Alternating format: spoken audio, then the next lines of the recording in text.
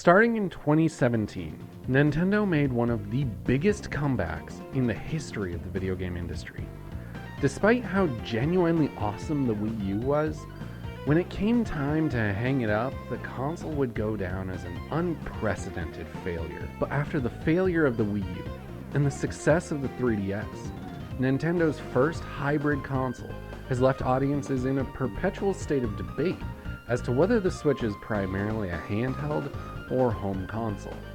In my opinion, Nintendo's primary focus is fairly clear, as the Switch is the final realization of something the company has been working towards for nearly 30 years. For whatever reason, people have just assumed that the Switch is Nintendo's continuation of their home console lineup.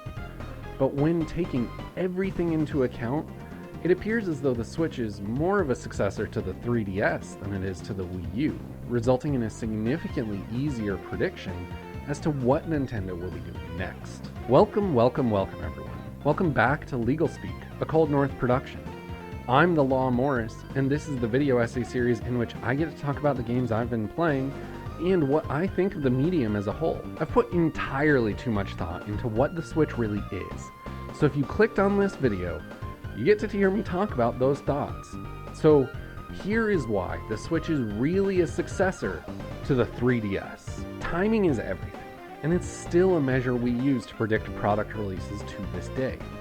The NES reigned supreme for 6 years, from 1985 to 1991. Then came the SNES for 5 years, from 91 to 96. After that, we got the N64 for 5 years, from 96 to 01, followed by 5 years of GameCube from 01 to 06. Nintendo's Revolution became a phenomenon, taking the world by storm from 06 to 2012, only to be replaced by the stellar but underappreciated Wii U in 2012. The lifespan of the Nintendo home consoles averages roughly 5 years and 2 months. From 1989 through 1998, the Game Boy was the dominant force in the handheld market. Replacing the Game Boy in 1998 was the Game Boy Color that would enjoy a significantly shorter time atop the throne from 1998 through 2001. From 2001 to 2004, the Game Boy Advance and its subsequent iterations were what Nintendo had to offer for on-the-go gaming, and then from 2004 through 2011, the DS absolutely trounced the hugely successful PSP, only being replaced by the 3DS in 2011. Across 5 handhelds and nearly 30 years, the average lifespan of Nintendo handhelds comes out to just about 5 years and 7 months. Seeing as the 3DS was released in February of 2011, and the Wii U was released more than a year and a half later in November of 2012, Nintendo's handheld lineup was more due for an update than the home consoles. Furthermore, Nintendo has a long history of making radical changes to their home consoles, from one generation to the next. From the more traditional experience of the GameCube, to the highly approachable motion-based Wii, to the hybrid asymmetrical Wii U, Nintendo hasn't provided a largely similar experience to its previous generation really since 2001. Radical change is the name of the game for Nintendo's home consoles.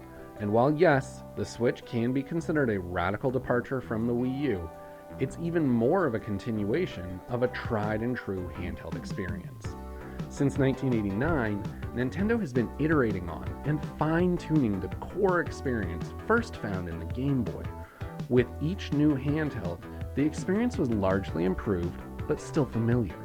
And that tradition continued from the 3DS to the Switch, and was even further cemented with the introduction of the Switch Lite. And with the overwhelming success of the Switch, Nintendo has finally achieved a goal to which they've been working towards since the days of the Super Nintendo. In the early 90s, Nintendo released the Super Game Boy, an SNES cartridge with the hardware of a Game Boy inside, and a slot for Game Boy games, allowing players to play their Game Boy games on the TV in their living room. There was a similar product planned for the N64 that was never released, and then, during the GameCube era, Nintendo released the Game Boy Player, an attachment for the GameCube that allowed players to play Game Boy Advance games in the living room. Nintendo's focus and success has always been in their handheld consoles, and even during the heyday of their most successful console ever, the Wii, they were still selling more DSs than they were Wiis. Considering the reliable success of their handheld lineup,